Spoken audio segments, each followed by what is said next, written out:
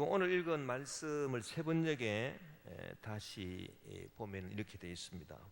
그러므로 한 사람으로 말미암아 죄가 세상에 들어왔고 또 그 죄로 말미암아 죽음이 들어온 것과 같이 모든 사람이 죄를 지었기 때문에 죽음이 모든 사람에게 이르게 되었습니다. 그 창세기에 나오는 인류의 조상 아담, 그 아담 한 사람이 죄를 지음으로 그 죄로 말미암아 죽음이 세상에 들어왔다. 그리고 모든 사람이 죄를 지었기 때문에 죽음이 모든 사람에게 이르게 되었다. 그래서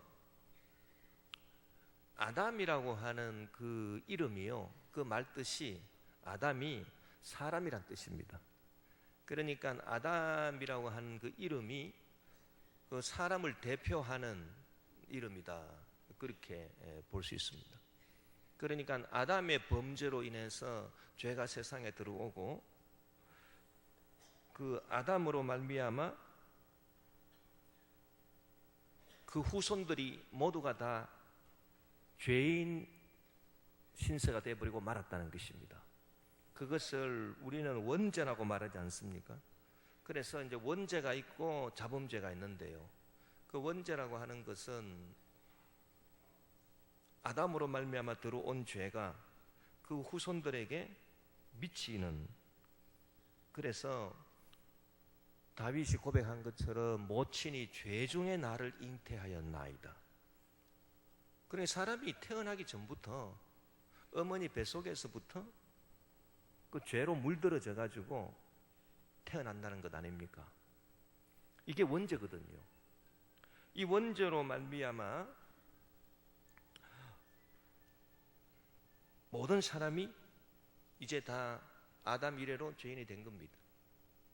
그런데 도대체 이 원죄라고 하는 것을 우리가 어떻게 이해를 해야 되겠습니까? 그 죄는 원죄가 있고 자범죄가 있는데요. 원죄는 유전돼서 내려오는 죄, 그게 원죄예요. 그게 원죄고요. 그리고 자범죄는 자기가 자기 의지로 짓는 죄, 이것이 이제 자범죄입니다. 그래서 우리가 원죄와 이제 자범죄로 우리 죄를 이제 구분하는데, 자범죄는 자기가 이제 범하는 죄요. 그러니까 내가 범하는 죄고요. 원죄는 뭐 쉽게 말씀드리면 태어날 때부터 어머니 뱃속에서부터 그 죄인으로 태어난다는 것입니다. 그래서 그 다윗이 고백한 것처럼 모친이 죄 중에 나를 잉태하였나이다. 그러니까 우리가 잉태되는 것 자체가 죄 가운데서 잉태가 되는 거예요. 그게 바로 원죄죠. 지금 오늘 그 본문 말씀이 우리에게 가르치고 있는 것은 이 원죄에 대해서 그 얘기하고 있습니다. 그래 13절에 보니까 율법이 있기 전에도 죄가 세상에 있었으나 율법이 없었을 때는 죄가 죄로 여겨지지 않았습니다. 이것은 우리가 뭐 전번 시간에도 많이 우리가 얘기를 했지 않습니까? 율법이 왜 필요합니까? 율법이 필요한 이유는 범죄로 하여금 범죄되게 하기 위함이라는 거예요. 그러니까 그 법이 없으면 죄가 없습니다. 그렇지 않습니까? 옛날에 자동차가 없을 때는 교통신호법이 없습니다. 그러니까 법이 없으니까요 죄도 없는 거예요. 만약에 남의 것을 도둑질한다 하더라도 도둑질을 하는 자는 이러이런 죄가 있다. 그래서 도둑질을 하게 되면은 뭐 징역 몇 개월에 처한다. 뭐 이런 법이 없지 않습니까? 그런 법률이 없으면 죄를 죄로 여기지 않는다는 것입니다. 그래서 율법이 들어온 것은 죄가 죄로 여겨지게 하기 위해서 율법이 들어온 거고요. 그리고 우리가 전번 시간에 공부한 것처럼 율법이 들어옴으로 말미암아 죄가 더 많아졌습니다. 율법이 많을수록 죄가 더 많아졌는데, 죄가 더 많을수록 은혜도, 예수 그리스도의 용서하시는 은혜도 더욱 넘친다 그랬습니다. 그러니까 지금 우리가 율법 시대가 아니라고 해서 율법 필요 없다, 그래서 마음에 법이 없는 그런 사람들은 죄를 적게 지을 것입니다. 법이 없으니까요. 법이 없으니까 죄도 없어지는 거고, 죄가 죄로 여겨지지 아니하니까 마음에 법이 없는 사람은 죄도 적게 지을 것 아닙니까? 법이 적으면 적을수록 죄도 적어지니까. 그러나 무엇이 문제라는 얘기입니까? 우리가 전번 시간에 얘기했잖아요. 마음에 법이 없는 사람은 죄도 적어지겠죠. 그러나 은혜가 없는 거예요. 은혜가 적어지는 거예요. 은혜가. 그러니까 그것이 좋은 게 아니에요. 그 참된 신앙생활 아닙니다. 이 참된 신앙생활 하기 위해서는 마음에 법이 많아야 돼요.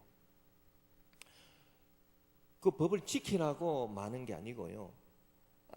마음에 그 법이 많아가지고 참 내가 이런 것도 지키지 못하는구나. 그래서 죄가 많아져야 됩니다. 그 죄가 많아지면은 자기의 모습을 보고 주님 앞에 나와서 한탄할 것 아닙니까? 한탄하면은 주님께서 은혜를 베풀어 주신다는 거예요. 그래서 죄가 더한 곳에 은혜가 더욱 넘쳤나니.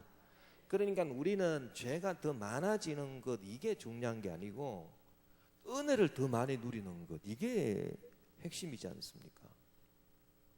그 교회사를 보면요, 그 위대한 사람하고 그 그냥 평범한 신앙인하고 다른 점이 하나 있습니다. 그게 뭐냐 하니까 위대한 사람은 이 법이 많아요. 마음에 법이. 그래가지고 늘 그냥 하나님 앞에서 자기의 죄가 많으니까, 법이 많으니까 죄가 많잖아요. 그러니까 하나님 앞에서 엎드려서 나 같은 죄인을 주님 어떻게 제가 용서받겠습니까? 저를 용서해 주시고 구원해 주시옵소서. 그 16세기에 보면은 그 위대한 종교 개혁자 마틴 루터도 마음의 법이 굉장히 많은 사람이었습니다. 그래서 남들은 죄로 여기지 않는 것도 자기는 죄가 되는 거예요. 법이 많으니까. 그 무슨 말씀인지 아시겠습니까? 그래가지고 늘 마음에 고민하고, 그 마틴 루터가 어거스틴 그 수도사로서 어거스틴 수도원에서 그 수도하는 그 가톨릭 신부였습니다. 마틴 루터가. 그런데 그 마틴 루터가 늘 주님 앞에 나와서, 여러분 수도원에서 죄질 일이 뭐가 있겠습니까? 수도원은 감옥과 같은 곳이에요. 거기 들어가서 뭔 죄를 짓겠어요? 거기서 뭐 도둑질 합니까? 거기서 무슨 뭐 남의 것을 강탈합니까? 거기서 살인을 합니까? 거기서 뭐 간음을 하겠습니까? 뭘 하겠습니까? 거기서. 그러나 이 마틴 루터는 수도원에 들어가서 자기를 성찰해 보니 마음에 법이 많은 거예요. 법이 많으니까 죄가 많아요.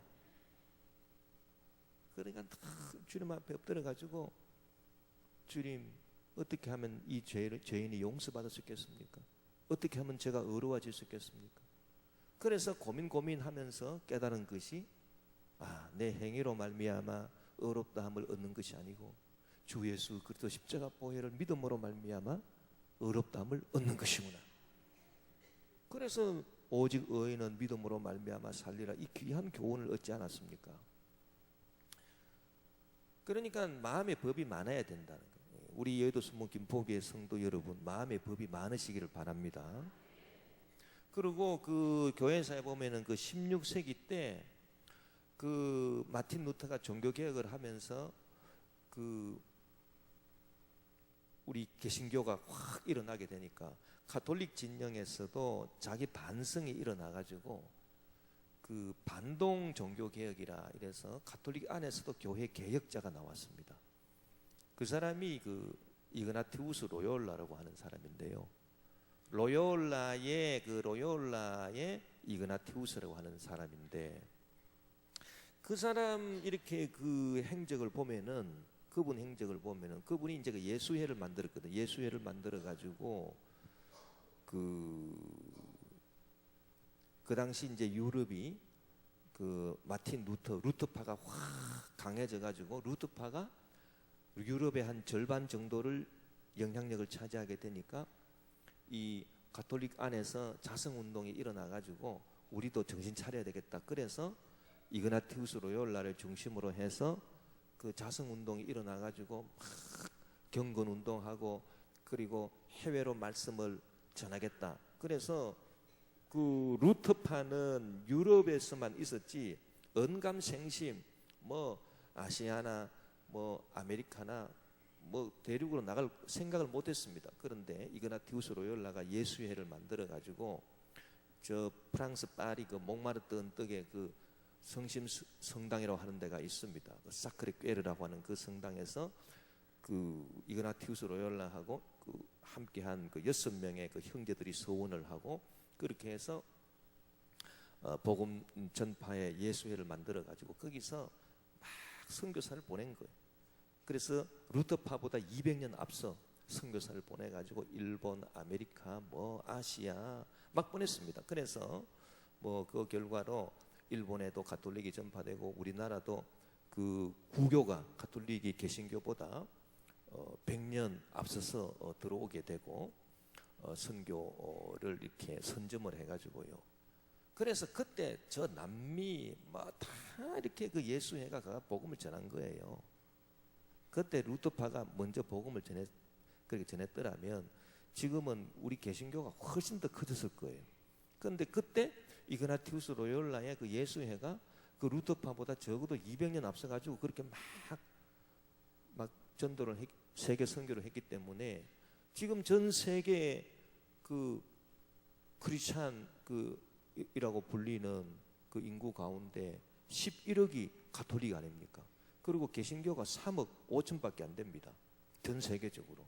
그러니까 그때 완전 막 전 세계를 이 가톨릭이 장악할 수 있는 그런 기틀을 마련하게 한 사람이 바로 이그나티우스 로요라고 하는 사람입니다. 그 사람이 마틴 루터하고 동시대에 살았던 사람이에요. 같은 시대에 살았던 사람인데, 이 사람 참 이렇게 그 자서전을 읽어보면요, 얼마나 마음에 법이 많은지, 아니 왜 이런 시시콜콜한 법까지도 못 지켰다고 그렇게 하나님 앞에서 엎드리고 울고, 왜 그러나 이 사람 도대체, 그렇게 생각이 될 정도입니다. 그 예를 들면 이 사람이 이제 예루살렘 성지 순례를 가는데요, 기도하면서 이제 하나님이 성지 순례 가라 그래서 예루살렘 성지 순례를 떠나는데, 가만히 복음서를 읽어보니까 그 예수님이 하신 말씀이 뭐 너희들이 여행할 때 지팡이를 가지지 말고 전대를 차지 말고, 그냥 그 돈 없이 전대 차지 말고 가라는 얘기입니다. 그러면 보통 사람 같았으면은 그거야 뭐 그냥 나한테 적용이 안 되지. 내가 지금 성지 순례를 가는데 돈 없으면 어디서 밥 얻어먹고 어디서 자고.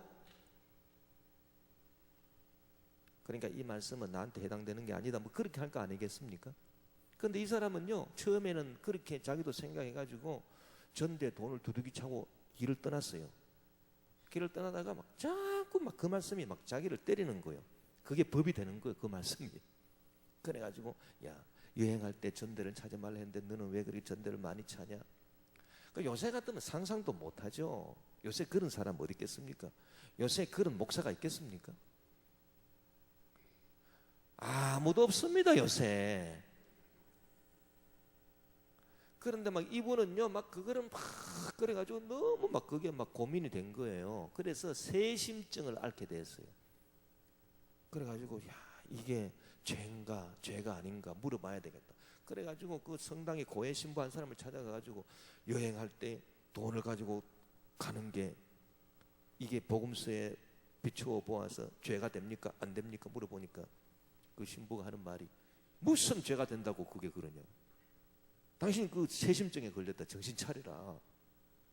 죄가 안 되는군요. 알겠습니다. 그래가지고 마음의 위안을 얻어가지고 나왔는데 또 길을 좀 가다 보니까 또 마음의 법이 또 생겨가지고요. 그래도 예수님 말씀이 여행할 때 전대를 차지 말라 했는데 아마 미치고 환장을 노릇이에요. 그래서 결국은요, 이 사람이 가다가 막 전대를 다 풀었습니다. 다 풀어가지고 거지 다 나눠주고요. 나는 죽으면 죽으리다. 그래서 뭐 밥을 얻어 먹으면 얻어 먹고, 그래서 걸식하면서 예루살렘 성지를 다녀왔습니다. 참 근데 그거를 이제 보면서 우리가 뭘 느낍니까? 이 사람이 도대체 이 사람이 뭐 그럴 필요 없는 거를 왜 참 한심한 사람, 그렇게 우리가 평가할 수도 있겠지만은 이걸 어떻게 봐야 되느냐? 마음의 법이 많은 거예요. 그리고 아주 세밀한 거예요. 딴 사람한테는 전혀 관계없어요. 어떤 사람은 제가 전번 시간에 그러지 않았습니까? 사람을 찔러 죽이고, 아니 자기하고 같이 동거했던 여자를 왜 죽입니까? 그것도 왜 토막 냅니까? 그래가지고 뭐 머리는 여기 뿌리고 팔다리는 저기 뿌리고, 아니 그런 일을 해놓고도 집에 가서 두 다리 쫙 뻗고 잠을 잘 자는 거예요. 그런 사람이 있는가 하면, 이 성지순례 갈 때 전대 차는 이 문제로 그렇게 고민하면서 엎어지고 일어나고 엎어지고 일어나고 한 사람이 있다는 얘기입니다. 그런데 문제는 마음의 법이 이렇게 많으니까요, 하나님께서 죄가 더한 곳에 은혜가 줄어들었습니까? 더욱 넘쳤습니까? 더욱 넘쳤나니. 그래서 은혜가 더욱 넘쳐가지고 이 사람이 나중에 엄청난 능력을 받은 거예요. 그래가지고 그 한 사람으로 말미암아 지금 가톨릭 인구가 11억에 육박하는, 막 남미 대륙 전부 다 지금 가톨릭 아닙니까? 그런 이렇게 뭔가 공을 세운 사람이 됐다는 얘기입니다. 그러니까 참 그런 걸 생각해 보면은 그 원리는 똑같다라고 하는 거예요. 그 우리가요, 참 하나님 앞에서 나와서 은혜 받는 비결이 지금 이제 제가 말씀드리는 건 이 자범죄에 해당되는 얘기예요. 내가 스스로 이제 범죄하는 이 죄가 많아야 돼. 죄가 남한테 죄가 안 되는 것도 나한테는 죄가 돼야 됩니다. 그러면은 죄가 많으려면 법이 많아야 되고, 마음에 법이 많은 거예요. 다른 사람한테는 법이 안 돼요. 이거는 뭐 남한테 예를 들어서 뭐 욕 한마디 해도 전혀 마음에 걸리지 않습니다. 욕했으면 욕했지 뭐. 그러면서 자기는 전혀 반성할 줄 모르고, 참 이 말을 하니까 누가 자꾸 생각납니다. 참 부끄러운 모습이 자꾸 생각나는데요. 그런데 그렇게 해놓고도 전혀 그냥 양심의 가책 없이 그렇게 지나가는 사람, 법이 없어. 그런 거 법이 없어.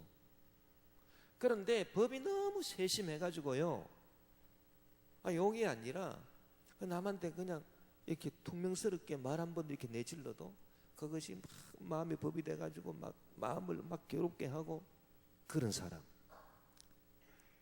이 법이 많고 세밀할수록 죄가 많은데, 죄가 많을수록 은혜가 더욱 넘쳐나니라.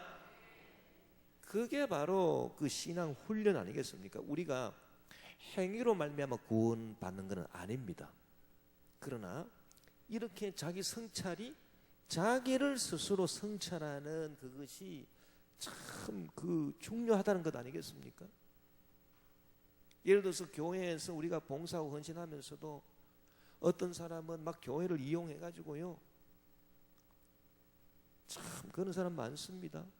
주의 종들 가운데, 주의 재직들 가운데 교회 무슨 뭐 일이 있으면 그거 이용해 가지고 전부 다 리베이트 받아 먹고요, 공사 다 수저에 다 띄주고 뒤에서 다 뒷돈 받아 먹고요. 그러고도 눈 하나 깜짝 안 합니다. 그러고도 당연히 그런 거로 생각합니다. 그러나 어떤 사람은 선물,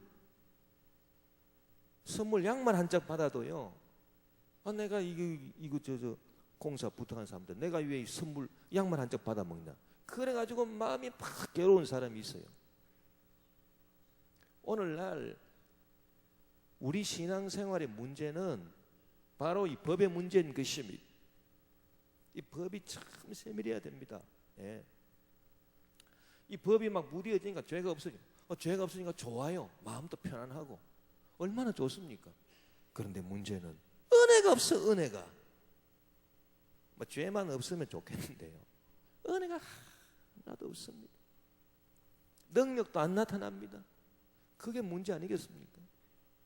그래서 우리가 이 자범죄에 있어서 참 이런 게 중요하다는 얘기예요. 이게 얼마나 이게 참 이 법과 이 죄 그리고 여기에 따르는 은혜 이게 얼마나 중요해요. 근데 이제 또 그 오늘 본문이 말하는 거는 이 또 원죄를 또 얘기하고 있는 것입니다. 그래서 14절에 보니 그러나 아담 시대로부터 모세 시대 이르기까지 아담의 범죄와 같은 죄를 짓지 않은 사람들까지도 죽음의 지배를 받았습니다. 아담은 장차 오실 분의 모형이었습니다. 그래서 아담처럼 선악과를 안 따먹었는데도 이제 원죄 때문에 다윗이 고백하듯이 모친이 죄 중에 나를 잉태하였나이다. 그래서 태어날 때부터 죄인으로 태어난다는 거예요. 이 원죄에 대해 가지고 진짜 사람이 태어날 때부터 죄인으로 태어날까요? 이 원죄에 대해서 우리가 그 어거스틴이 한 말을 들어보면 그 참 흥미로운 게 있는데요. 그게 뭐냐 하니까 여러분 갓난아기를 한번 관찰해 보십시오. 누구든지 갓난아기를 가만히 관찰해 보면은 그래서 뭐 갓난아이가 뭐 천진난만하다. 갓난아이니까 지금 뭐를 알겠습니까? 이 갓난애가 뭐 죄를 짓겠습니까? 얼마나 천진난만합니까? 그래서 뭐 갓난아이가 천진난만하다. 그래서 천진난만한 아이의 뭐 미소 뭐 이러면서 뭐 애들 사진 찍어 가지고요. 그게 뭐 아주 대단한 것처럼 그 선진국에는 그 어린 애들 태어난 아기들 있지 않습니까? 아기들 이용해 가지고 광고하는 거 그거 좀 금지하고 있어요. 뭐 애들 막 이용해 가지고 뭐 애가 뭐 저런 피우고 뭐 이런 거 이용해 가지고 광고하는 거. 그런데 과연 난지 한 달도 안 되는 그런 어린 갓난애가 과연 죄가 없습니까? 천진난만합니까? 천진난만 100%입니까? 어떻게 생각합니까? 천천만만의 말씀입니다. 그걸 어거스틴이 뭐라고 말했냐 하니까요. 이 갓난애가 이제 어머니 품에 안겨가지고 젖을 빨고 있는데요. 다른 갓난애기가 왔어요. 그러니까 얘가 눈도 잘 못 뜨는 그런 애가 막 손가락을 내밀어 가지고 걔를 해빌라고. 어디 지금 내 영역에 침범하냐? 세상에 뭐 어린 갓난아이라도요 지 영역 지키려고 막 그거 좀 사이좋게 나랑 먹으면 얼마나 좋아. 그래 너도 와서 젖을 좀 빨아. 그게 아니에요. 안 보이는데도 막 이러고 어디 와서 내 젖인데 네가 왜 뺏어 먹을. 그러고 막 아마 손톱 있으면 다 핥겠을 겁니다. 손톱도 없는 것들이 그렇게 하고. 그거 보면요 만정이 뚝 떨어집니다. 그래서 뭐 애들 뭐 귀엽다고 뭐 물론 애들 귀엽죠. 그러나 참 귀여운 그 이면에 그 원죄가 이렇게 들이고 있다. 뭐 말도 뭐 모르고 뭐 아무것도 모르는 난지 열흘밖에 안 되는 애도 그렇다는 얘기예요. 눈도 제대로 못 뜨는 애들이 그렇다는 얘기예요. 그게 바로 원죄가 아니고 뭐겠습니까? 정명이 딱 돼버리는 거예요. 사람은 이처럼 그래서 다윗의 고백이 맞는 거예요. 모친이 죄 중에 나를 잉태하였나이다. 막 죄 중에 막 잉태되어 있는 것입니다. 그래서 이 죄가 참 문제. 그래서 이제 그 아담 한 사람이 범죄함으로 원죄로 말미암아 다 모든 사람이 다 이렇게 멸망다. 그와 마찬가지로 이제 예수 그리스도 한 분이 이 땅에 오셔서 예수님이 어려운 행위로 십자가, 예수님은 사람의 아들, 하나님의 아들이시기도 하지만 사람의 아들로서 사람이셔. 예수님도. 그래서 예수님을 첫 번째 아담이라고 합니까? 두 번째 아담이라고 합니까? 예수님에 대한 명칭이 또 하나 있습니다. 두 번째 아담인 것입니다. 그 로마서에 보면 예수님은 두 번째 아담이라. 그래서 예수님이 두 번째 아담으로 오셔서 우리의 죄를 대신 짊어지시고 십자가에 피 흘려 죽으심으로 많은 사람이 이 원죄와 자범죄에서 구원함을 받게 된 줄 믿습니다. 자, 그런데요, 가만히 여러분 생각해 보십시오. 여러분 정의의 편에서 볼 때, 정의의 편에서 볼 때 나쁜 것이, 보세요, 나쁜 것이 이렇게 그 유전되는 거, 그것이 세겠습니까? 좋은 것이 이렇게 자꾸 전해지는 거, 그게 더 세겠습니까? 여러분 생각할 때, 하나님의 정의편에서 볼 때, 자, 나쁜 것이, 저 사람이 나쁜 일을 했는데 내가 피해를 본다. 그게 바로 원죄잖아요. 아담이 나쁜 일을 했지만은 그러나 그 피가 나에게도 계속 흘러와가지고 나도 태어날 때부터 죄인으로 태어난다. 그게 원죄지 않습니까? 그런데 나쁜 것이 이렇게 유전돼 오는 거, 이게 정의의 입장에서 보면은 조금 이게 공평하지 않다, 그렇게 항변할 수도 있을 것 아니겠습니까? 그런데요, 그 하나님의 입장에서 볼 때는 이렇게 나쁜 것을 유전시키는 그 힘보다도요, 좋은 것을 이렇게 유전시키는 힘이 있다면 아마 그게 더 강하지 않을까, 그렇게 생각합니다. 그래서 하나님께서 그 계명을 주시면서 하신 말씀도, 그 아브라함에게 하신 말씀도,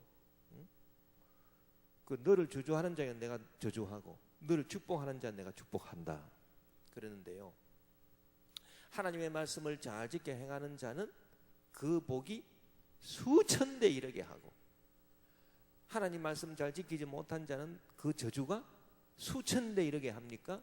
안 그러면은 수대에 이르게 합니까? 수대에 이르게 하시는. 그러니까 잘한 일은 수천대까지 쫙 이렇게 하나님 앞에 잘못해가지고 벌 받는 것도 이렇게 되는데요, 연결이 되는데 그거는 수천대가 아니고 그래도 수대에 이렇게 주님 앞에 나와서 헌신하고 충성해서 이렇게 복을 받으면 수천대. 그래서 아브라함의 복은 수천대 이른. 그러나 하나님 앞에 죄 짓고 교회에서 불충하고 그래가지고 만약에 벌을 받는다, 그러면 이 벌은 수대에 미친. 이 차이가 있는 차이. 그러니까 이제 원죄로 말미암아 사람이 저주에 빠지는, 참 그것도 모든 사람에게 이렇게 다 미쳤지만은, 그러나 예수 그리스도로 말미암아 우리에게 미치는 이 하나님의 이 축복이 어떻게 보면 훨씬 더 크다, 그렇게 볼 수 있는 거예요. 그래서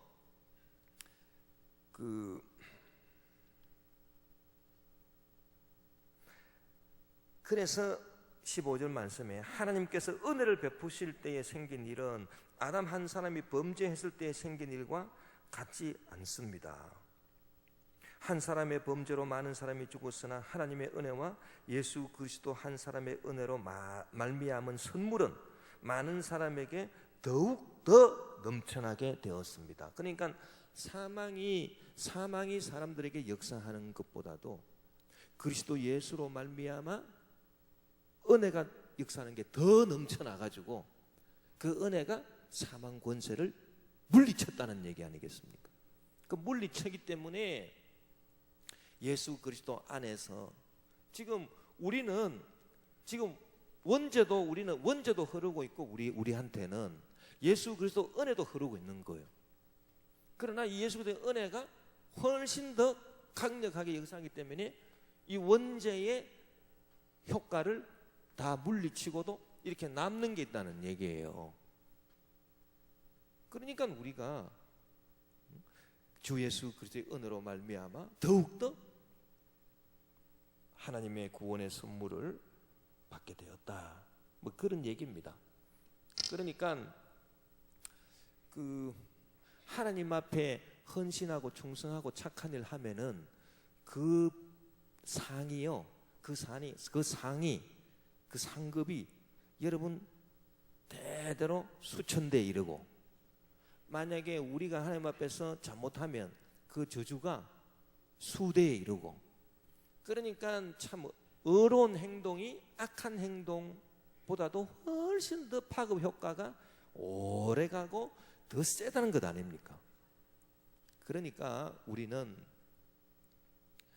예수 그리스도가 두 번째 아담으로 이 땅에 오셔가지고 우리를 위해서 의로운 행동을 하신 그 십자가의 그 죽으심, 그 일로 말미암아 우리는 구원을 넉넉하게 받습니까?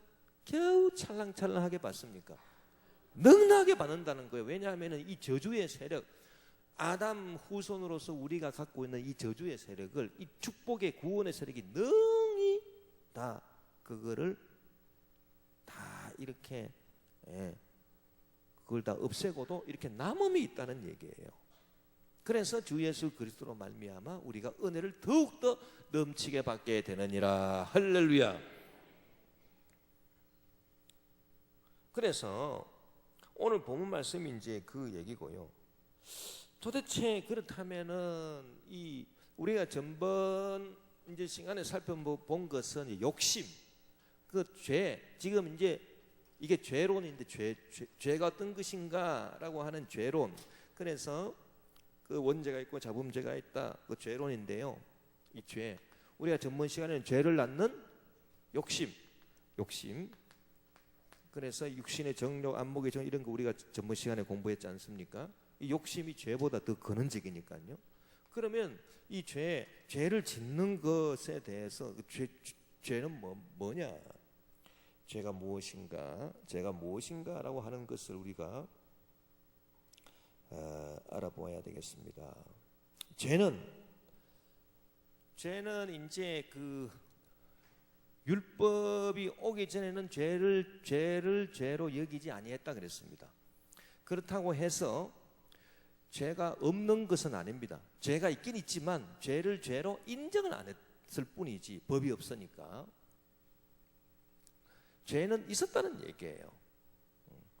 그러니까 아담 때는, 아담에서 그 이제 아브라함 지나서 모세 이르기까지, 그까지는 모세가 율법을 받았으니까 아브라함 이후 모세까지는 율법이 없던 시대 아닙니까?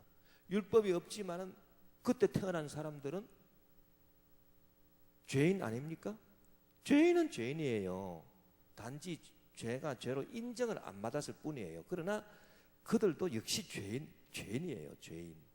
그래서 이 죄라고 하는 것은 율법이 주어짐으로써 죄가 죄로 인정을 받는 거지만, 율법이 안 주어졌다 하더라도 이 죄는 아담 이후로부터 아브라함 모세 이르기까지 모든 사람이 다 죄인인 것입니다. 죄인이에요. 그러면 이 죄라고 하는 것은 뭐냐? 그렇기 때문에 죄라고 하는 것이 율법을 어긴 게 죄다. 이거는 아주 편협한 그런 이렇게 말이고요. 좀 더 깊이 근본적으로 죄가 뭐냐라고 얘기를 해본다면, 죄는 율법을 어기는 것이 죄지만 그거보다 더 근본적으로 율법이 있기 전에도 죄는 있었다는 얘기죠. 그래서 아브라함부터 아니 아담부터 아브라함과 모세에 이르기 전까지 그 모든 사람들도 다 죄인이란 얘기예요. 다 죄인. 그러니까 이때 죄인이라고 할 때 이때 그 죄는 무엇을 말하는가? 그것을 우리가 생각을 해봐야 되겠습니다. 그러니까 그때 죄라고 하는 것은 단지 율법이 없다 하더라도 따라서 율법을 어긴 죄가 아니고요. 진짜 이 죄는 뭐냐? 그것은 바로 하나님을 향하는 것이 아니고 우리의 의지가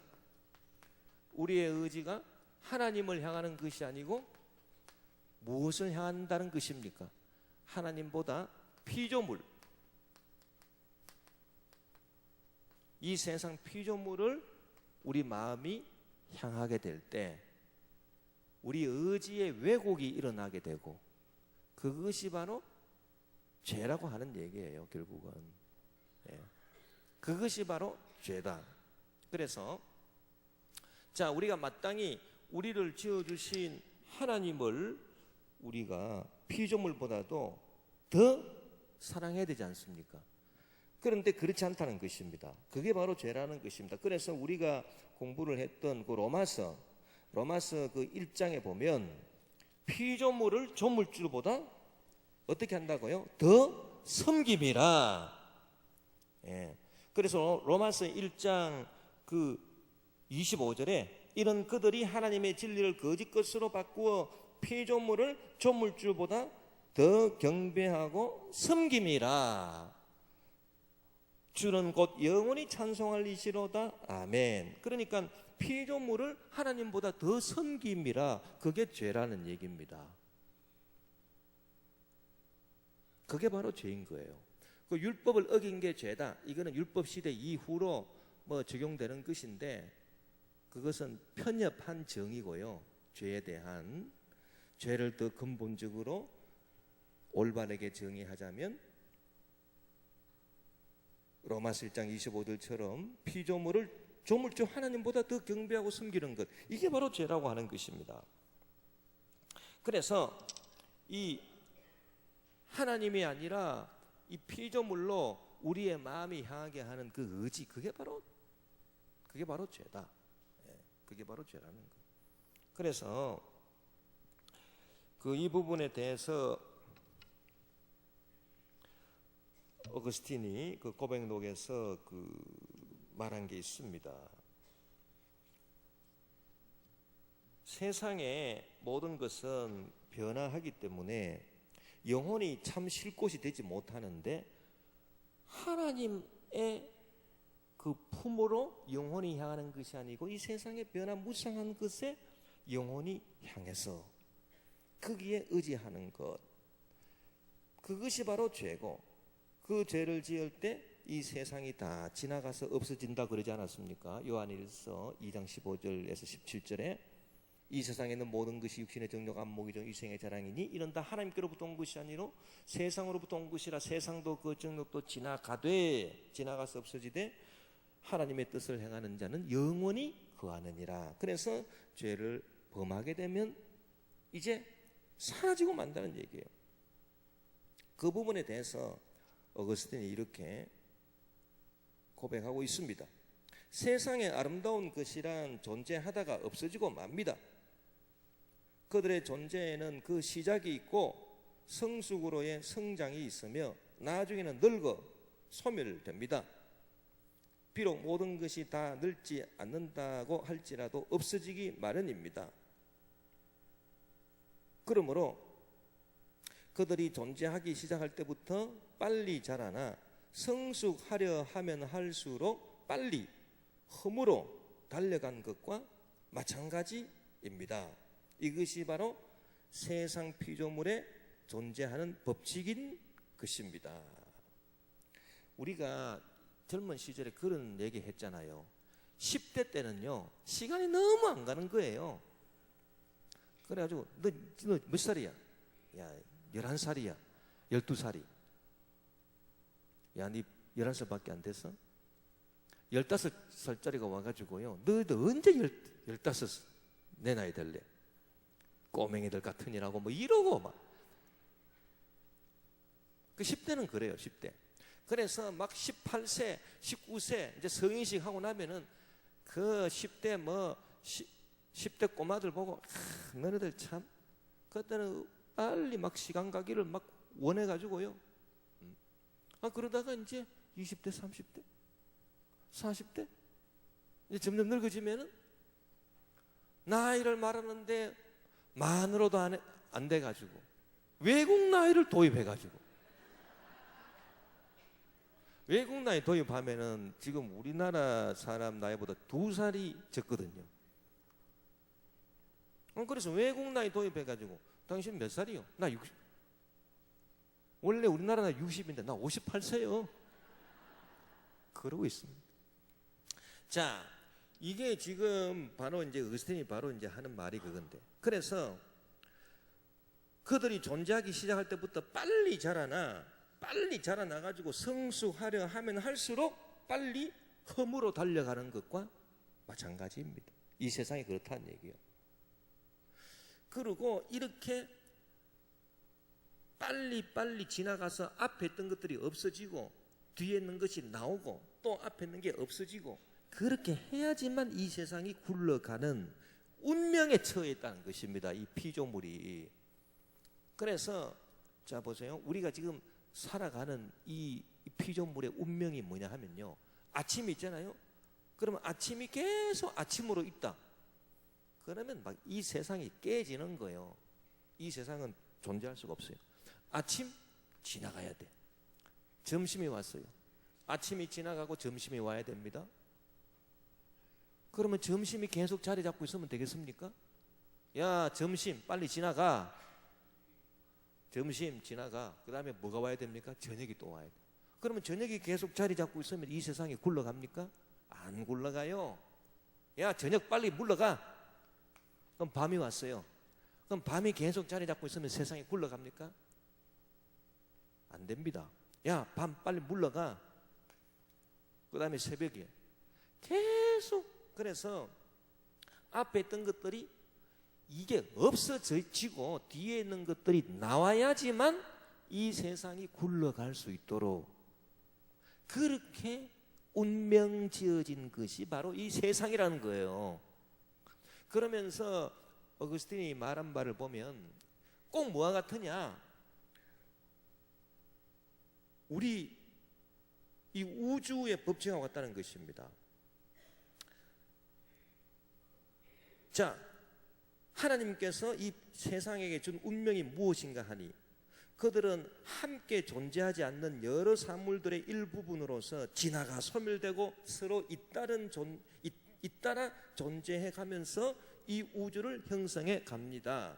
이리하여 그들은 이 우주의 한 부분이 되고 이 세상은 굴러가는 것입니다. 그러니까 앞에 있는 것들이 빨리 꺼져야 돼요. 그리고 뒤에 있는 게 나와야 되고 그럼 뒤에 있는 게 나오게 되면 그게 또 계속 자리 잡고 있느냐? 안 돼요. 그것도 빨리 사라질 운명. 그것도 빨리 죽어야 돼요. 그것도 빨리. 그래야 또 뒤에 올라오는 거예요. 그래 또 나는 거예요. 또 올라오는 거예요. 또 올라오는 거예요. 지금요. 이 세상에 문제가 뭔지 아십니까? 100세 시대가 된.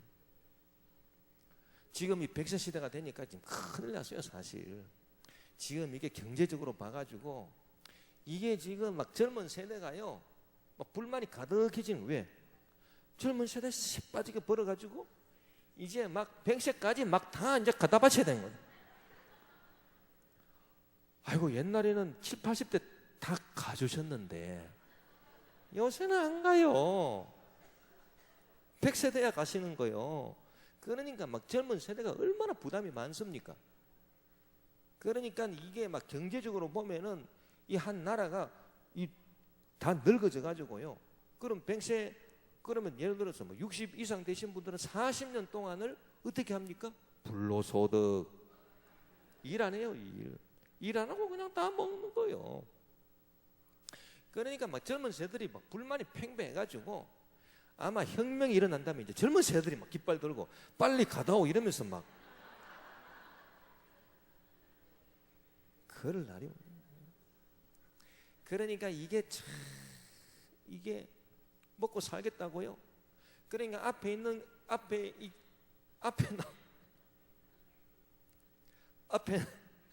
있는 것들이 빨리 사라지고, 아침이 사라지고 점심이 오고 점심이 사라지고 빨리빨리 그때 제때 가져야 되는데, 아니 제때 안 가주니까 이게 막 정체가 돼 가지고요. 저 길로 말하자면 오늘 막 비가 와가지고 차가 나라비로 쫙 서가 있듯이, 아유 저 차 앞에 언제 빠져? 뭐 이러고 있는 겁니다. 이게 바로 이 세상의 운명이고요. 이게 또 뭐와 같으냐? 그것들이 말하기를, 보시옵소서 하나님, 우리의 말도 이와 같이 여러 소리가 의미 있게 연결되어 이루어져 있습니다. 언어를 이루고 있는 각 마디가 다 발음되어 서로 뒤따라가서 지나가지 않는다면 의미 있는 언어가 되지 못합니다. 이 참 아주 깊이 참 이렇게 사색한 결과 아니겠습니까?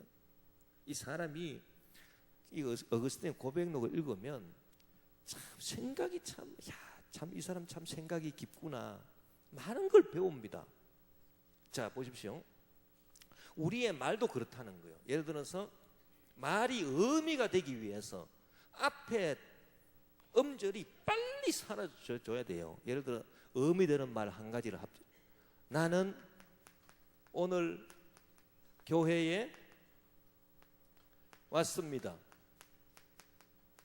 자, 이 말이 내가 오늘 교회에 왔다는 의미구나, 의미가 되지요. 그러면 이 말이 의미가 되기 위해서는 나라고 하는 이 음절, 나가 나왔다가 빨리 사라져야 돼. 나가 계속 안 사라지고 나 하고 있는 거예요. 그러면 이게 의미가 의미가 나옵니까?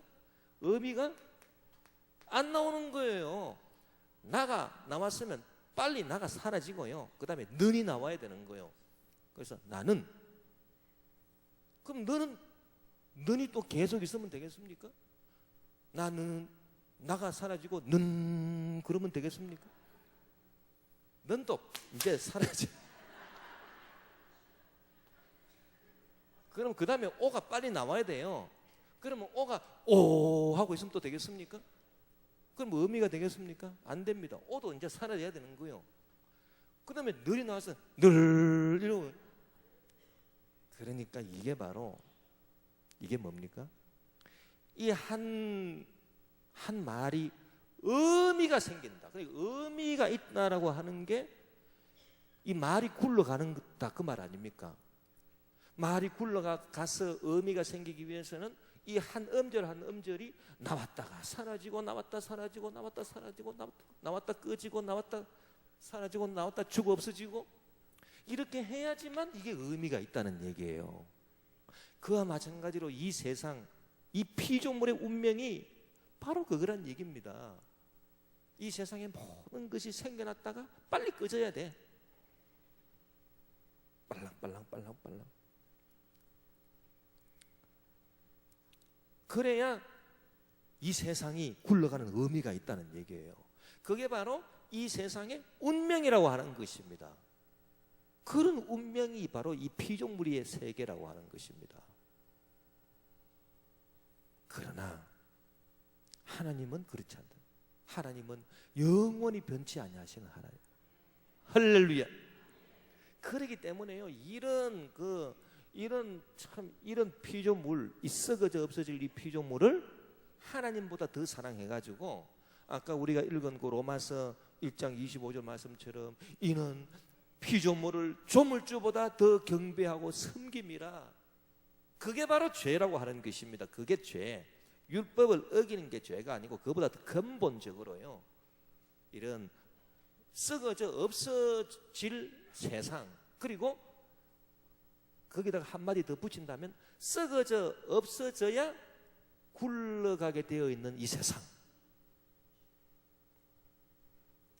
이 세상을 그래서 변화돼 가지고 없어져야 굴러가도록 의미가 있도록 그렇게 운명 지어진 이 세상, 이 피조물을 영원하신 하나님, 변치 아니하시는 하나님, 존재 그 자체이신 하나님, 생명 그 자체이신 하나님, 영원하신 하나님보다 더 경배하고 섬기는 것, 그것이 바로 죄라고 하는 것입니다. 그게 바로 죄. 그게 바로 죄. 그러니까 이 죄는 그럼 죄를 짓게 되면 어떻게? 죄를 짓게 되면 이렇게 나왔다 없어지고 나왔다 없어지듯이 생겨났다가 죄 가운데 빠지면 자기도 없어지는, 그게 멸망이에요. 멸망입니다. 얼마나 허무합니까? 그래서 이 세상도 그 정욕도 지나가되 하나님의 뜻을 행하는 자는 영원히 거하는지라. 하나님의 뜻을 행하는 자가 영원히 거할 줄 믿습니다. 우리는 이 한 음절 같지만은 하나님의 뜻을 행할 때 영원히 거하게 된다는 것입니다. 할렐루야. 그래서 이 세상 것을 더 사랑하는 게 그게 죄고요. 그 다음에 죄가 또 어떻게 생겼는가 하니까 그 고백록의 다른 부분에 보면 또 이런 그 말이 있습니다.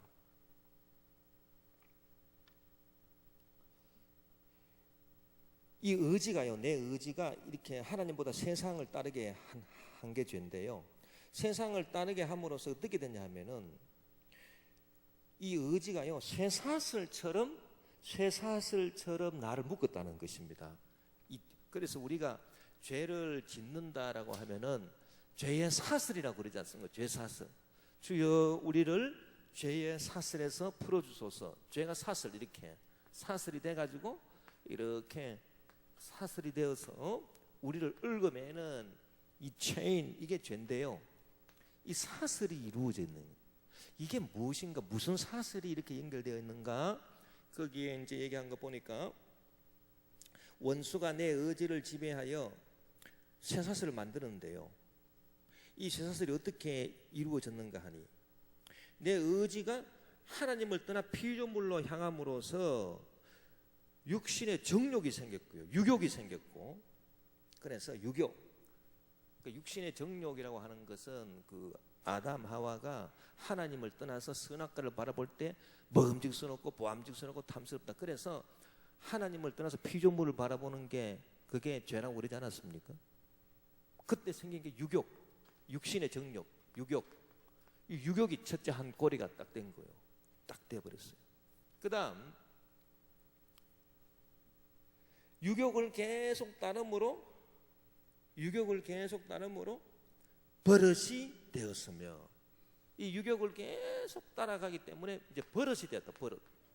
버릇이 되었고, 버릇을 저항하지 못함으로, 이 버릇을 저항하지 못함으로 필연,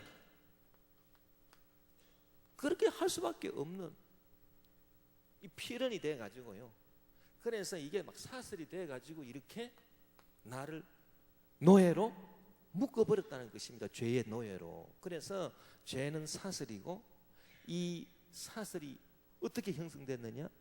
유욕이, 그 다음에 버릇이 되고, 버릇을 저항하지 못함으로 필연이 되고, 그래가지고 이 죄가 사슬이 만들어져서 나를 얽어매었다. 그러니까 제일 중요한 것은 이 처음에 욕심, 이것부터 제거하지 않냐 하면 이게 자꾸 체인이 된다는 것 아닙니까? 체인이 돼가지고 나를 얽어매게 되었다. 그래서 이것들은 쇠사슬의 고리처럼 서로 연결되어 나를 노예의 상태로 강하게 붙들어 매어 놓았습니다. 오 나의 하나님, 당신을 자유롭게 예배하고 즐기려 하는 새로운 의지가 내 안에 태어났어도 그 의지는 아직 약했어.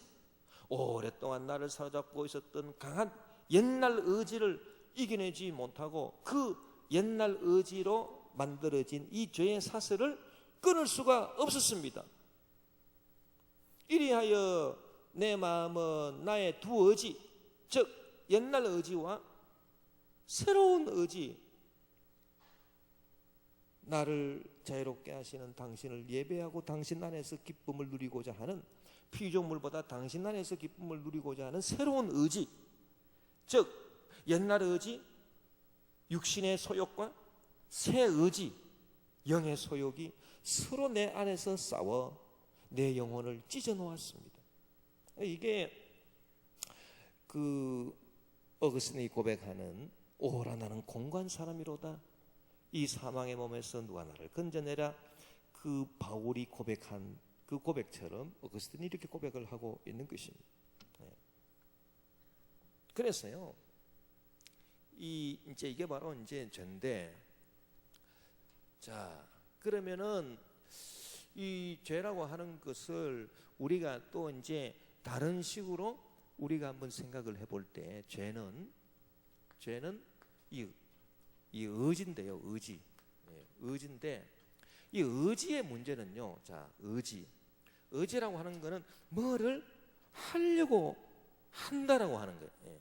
뭐를 하려고 한다라고 하는 건데, 지금 의지와 뭐가 다릅니까? 행위가 사실 다릅니다.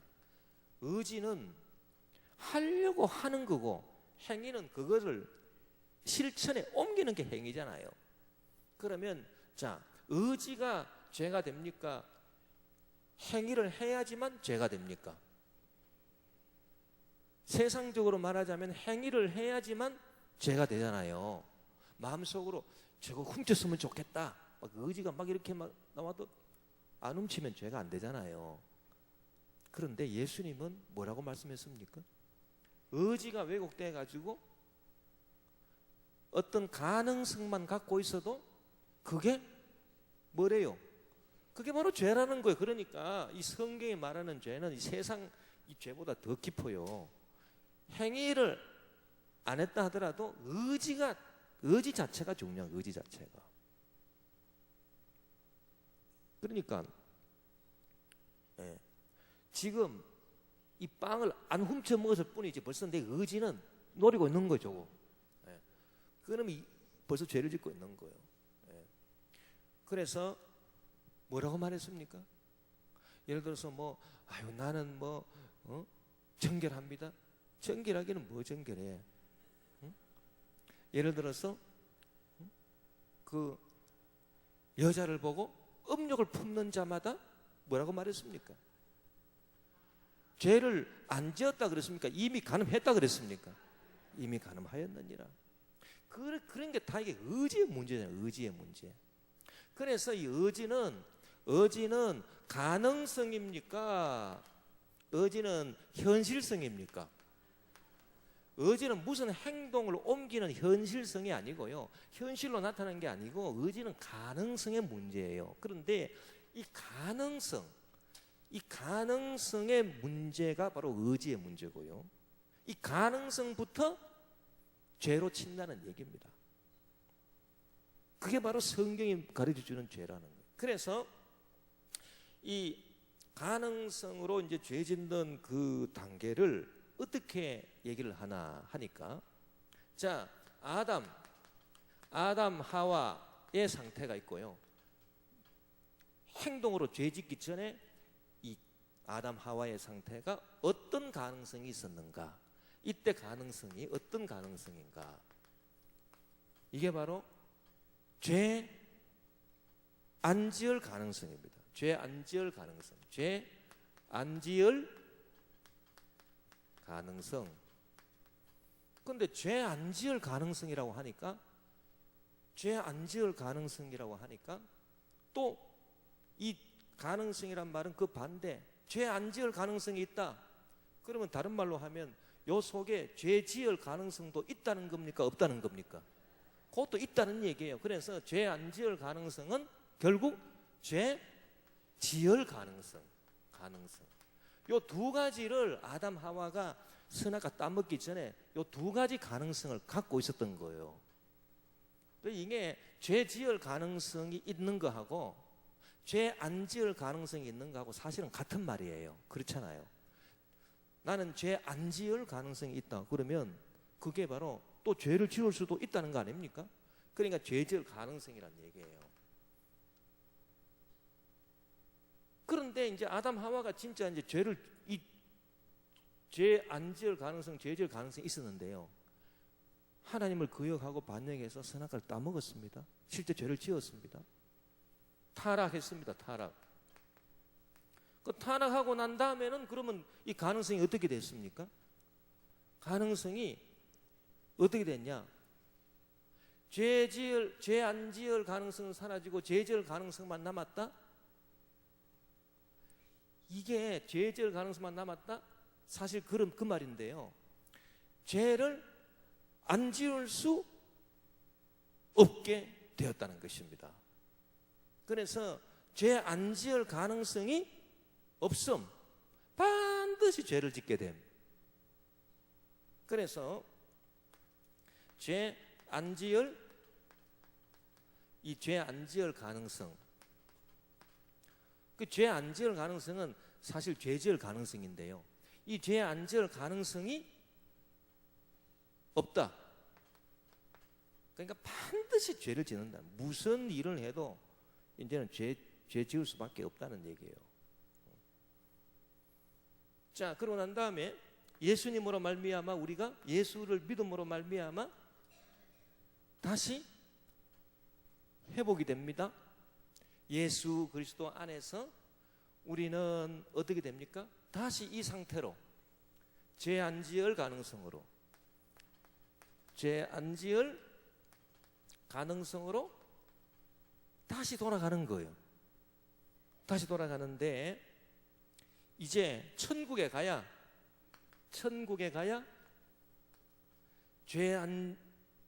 죄 지을 가능성이 없어지는 거예요. 죄 지을 가능성이 없음. 이 제일 완벽하게 완전하게 의롭게 되는 게요. 죄 지을 가능성이 없음. 땅. 그럼 이 사람은 완전한 사람 아닙니까? 이 사람은 죄 지을 가능성이 없음. 그러면 완전한 사람 아닙니까? 그 죄 지을 가능성이 없다라고 하는 이 최종 단계는 이 땅에서는 안 이루어져요. 이 땅에서는 안 이루어지고요. 이것은 천국에 가야 이루어집니다. 그러나 우리가 타락한 자들이지만 우리가 예수를 믿음으로써 생기는 것은 죄 안 지을 가능성이 생겨나는 거지, 죄 안 지을 가능성이 있는 거지, 죄 지을 가능성이 없음은 아니에요. 죄 지을 가능성은 아직도 있는 거예요. 죄 안 지을 가능성이나 죄 지을 가능성이 같다고 그랬잖아요. 그냥 아직도 있는 거예요. 우리는 이거를 이제 좀 더 우리가 조금 이제 이게 우리말로 하니까 이게 조금 이제 이해가요. 그래요. 그런데 아담 하와가 있고요. 죄짓기 전입니다. 그 다음에 이제 아담 하와가 타락했습니다. 그 다음에 예수님으로 말미암아 예수 믿고 이제 성도가 되었습니다. 예수 믿고 성도가 되었습니다. 그 다음에 이제 천국에 갔습니다. 요 이제 4단계로 쭉 우리가 이 가능성을 볼 수 있는데요. 이 가능성을 말하는 게 지금 아까 우리말로 하니까 좀 헷갈려요. 요거를 조금 어렵지만은 요거를 라틴어로 한번 풀어보면 명확하게 이해가 됩니다. 자, 가능성이라고 하는 말은 요거는 이제 라틴어로 포세라고 하는 포세, 그리고 없음, 아님, 요거는 이제 라틴어로 농이고요. 농. 그 다음에 죄짓다. 요 동사는 빼까레라고 합니다. 빼까레. 그래서 가능성은 포세고 없음은 농이고 죄짓다는 빼까레인데요. 빼까레. 지금 이제 아담 하와의 이제 아담 하와의 상태에서 주어지는 거는 죄 지을 가능성. 그러니까 가능성, 포세가 있고 죄 지을 가능성, 빼까레. 그래서 포세 빼까레가 있는 거예요. 포세 빼까레. 죄 지을 가능성. 죄 지을 가능성이에요. 빼까레, 죄 짓다, 포세, 가능성. 그래서 포세 빼까레. 죄 지을 가능성이에요. 그런데 이 사람 죄 지을 가능성이 있다라고 하는 말은 죄 안 지을 수도 있다는 거 아닙니까? 그러니까 이 포세 빼까레는 포세 농 빽가레하고 같은 거예요. 죄를 안 짓는 가능성. 이 농이라고 하는 단어는요, 바로 그 다음에 거를 부정해요. 그래서 빽가레, 죄를 안 짓는 가능성 하고 죄를 짓는 가능성하고 같은 말이에요. 요게 두 가지가 있다가요, 타락을 했어요. 타락을 하면은 뭐가 되느냐? 농이 앞에 딱 나옵니다. 그 다음에 농봇에 빽가레가 됩니다. 요게 무슨 말인가 하니까, 자, 우리말로 번역하면은 죄를 안 지을 가능성이 없음. 죄를 안 지을 가능성이 없음. 그러니까 항상 죄를 지을 수밖에 없다는 얘기예요. 죄를 짓지 아니할 가능성이 없다는 거예요. 농. 그러니까 이 농은 그 다음에 거를 이렇게 부정하니까 죄를 안 지을 가능성이 없음. 그러니까 무슨 행동을 하든지 다 죄를 짓는다는 겁니다. 그렇게 이제 돼버렸고요. 그래서 뭐 정도의 차이는 있지만은 좌우지간 뭘 하든지 이 사람은 다 죄밖에 안 짓는 거예요.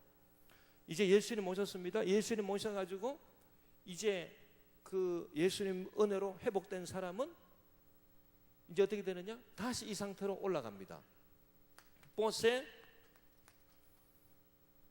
농 빽가레. 그래서 죄 안 지을 가능성이 다시 나타나고, 죄 안 지을 가능성이 있다라고 하는 것은 죄 지을 가능성도 있다. 그래서 뭐 농은 있어도 되고 없어도 되고요. 이런 상태로 다시 되고, 그 다음 천국에 가면 어떻게 됩니까? 천국에 가면은 이 농이 또 제일 앞에 나와요. 그래서 농, 뽀세